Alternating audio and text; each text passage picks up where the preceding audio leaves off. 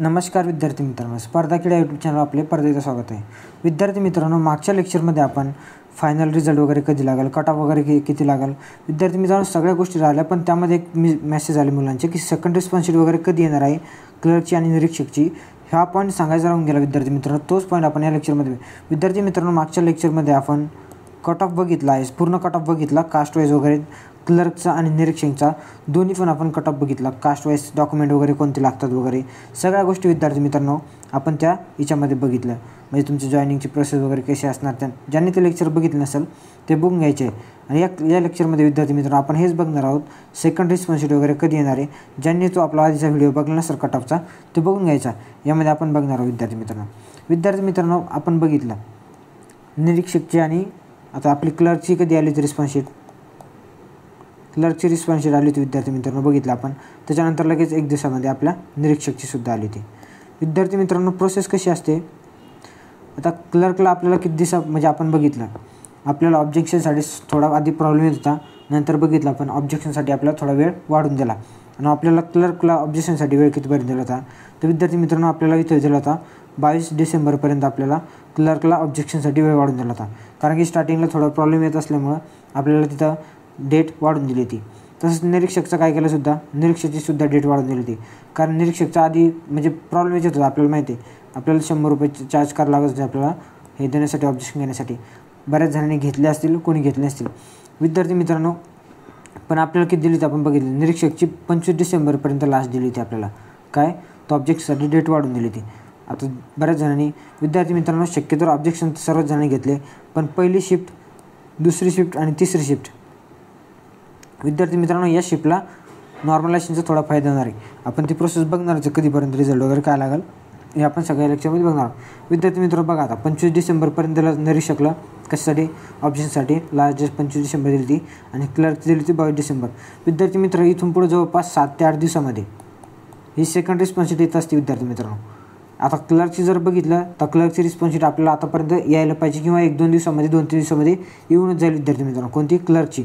आणि त्याच्यानंतर 1-2 दिवसामध्ये आपल्या निरीक्षकची येऊन जाईल. निरीक्षकची सुद्धा सेम विद्यार्थी मित्रांनो लास्ट डेटपासून जवळपास 5-7 ते 8 दिवस देतात आपल्या सेकंड रिस्पॉन्स शीटला.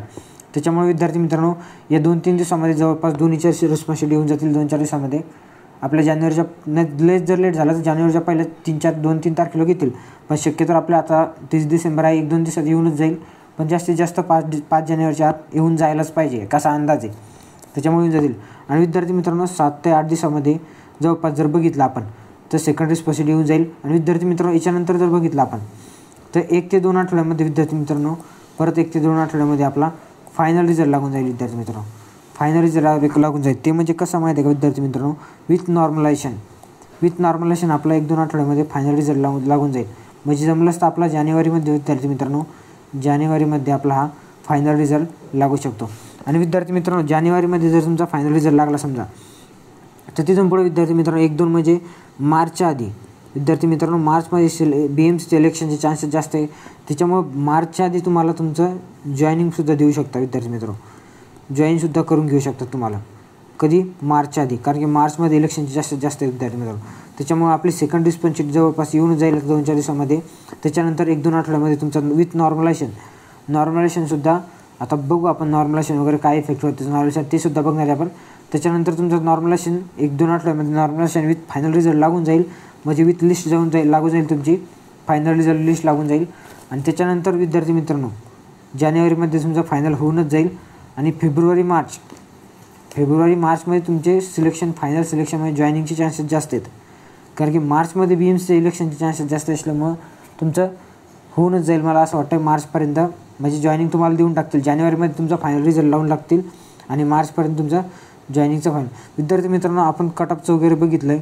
नॉर्मलायझेशनच्या नंतर कट ऑफ हे खूप टफच जाणार विद्यार्थी मित्रांनो. कट ऑफ हे टफच जाणार आहेत. कारण की एवढं पण कमी लागणार नाहीत. सध्या आता कोणी म्हणतं आहे मला 45 मार्क आहेत, मला 50 मार्क आहेत. विद्यार्थी मित्र नॉर्मलायझेशनमध्ये वाढून तुमचे किती मार्क वाढणार आहेत असं नाही. समजा आता ही शिफ्ट जर पहिली शिफ्ट पकडली आपण, पहिल्या शिफ्टमध्ये एकाला जर 40 मार्क येतं आणि एकाला जर 80 मार्क आहेत आणि जर ही पहिली शिफ्ट पकडली टफ जर पकडी पहिली शिफ्ट होता समजा हे हार्ड जर पकडी पहिली शिफ्ट तर याचे जर मार्क वाढत आहेत समजा याचे मार्क वाढत आहेत तर विद्यार्थी मित्रांनो याचेसुद्धा मार्क वाढणार झाले. कारण की हा इथे हुशार मानला जातो ना, ह्या हुशार असल्यामुळे मार्क घेतले.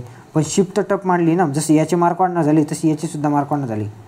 त्याच्यामुळे विद्यार्थी मित्रांनो मार्क हे खूप हायच जाणार आहे, आपला रिझल्ट हा हायच जाणार आहे. त्याच्यामुळं जर कास्ट वाईज कट ऑफ तुम्हाला बघायचं असेल तर मी ते लेक्चर टाकलेले आहे, डिस्क्रिप्शनमध्ये लिंक देऊन टाकतो तुम्हाला. सगळ्यांनी ते जाऊन ते लेक्चर वगैरे बघून घ्यायचं आहे. विद्यार्थी मित्रांनो लवकर रिस्पॉन्स शीट आली की आपण भेटणार आहोत परत यूट्यूब चॅनलला. रिस्पॉन्स शीट आली की त्याच्यानुसार आपण परत बघू कोणाला मार्क वगैरे किती आला, कोणत्या शिफ्टला किती मार्क वाढले, तर काय ती सगळी डिटेल आपण इथून देणारच आहे. विद्यार्थी मित्रांनो यूट्यूब चॅनलला आपल्या शिफ्ट वाईज किती कोणते मार्क वाढणार आहे आणि विद्यार्थी मित्रांनो लवकरच आपल्याला कळणार आहे. त्याच्यामुळं ज्यांनी सबस्क्राईब केलं नसेल आपल्या चॅनलला त्यांनी सबस्क्राईब करून ठेवायचं आहे. विद्यार्थी मित्रांनो आता जास्त वेळ वाया घालू नका, कारण की असंही आपला फायनल रिझल्ट लागणार आहे. त्याच्यामुळे समोरच्या अभ्यासाची तयारी चालू ठेवा. आपल्याला कोणत्या विषयात वगैरे मार्क कमी आले ते बघा एकदा, आणि त्याच्यानुसार विद्यार्थी मित्रांनो जर या निरीक्षेचं बघितलं आपलं तर मुलांना मराठी, इंग्लिश, रिजनिंग याच्यात विद्यार्थी मित्रांनो चांगले मार्क आलेले आहेत बरं का, चांगले. फक्त विद्यार्थी मित्रांना GSमध्ये मार्क कमी आले, ते बी कोणत्या आपल्या क्लर्कवाल्यांना कमी आले. निरीक्षकवाल्यांना त्यांना तिकडे GS आपलं मुंबई विशेष विचारलं होतं, त्याच्यामुळे त्यांना GSमध्ये टप मार्क आहेत. तिकडे बाकी मॅथ वगैरे विचारलं होतं, त्याच्यामुळे तिकडं आहे कायदा वगैरे. बाकी पण इकडे विद्यार्थी मित्रांनो दोन्हीकडचे कट ऑफ टपच जाणार आहे. त्याच्यामुळं सर्वांना समोरच्या आता बरेच समोर एक्झाम येणार आहेत, त्या सर्व एक्झामसाठी ऑल द बेस्ट. आणि सेकंड रिस्पॉन्स शीट आल्याच्यानंतर आपण विद्यार्थी मित्रांनो याच यूट्यूब चॅनलवर भेटणार आहोत. तोपर्यंत आपल्या चॅनलला सबस्क्राईब करून ठेवा. थँक्यू विद्यार्थी मित्रांनो, थँक्यू.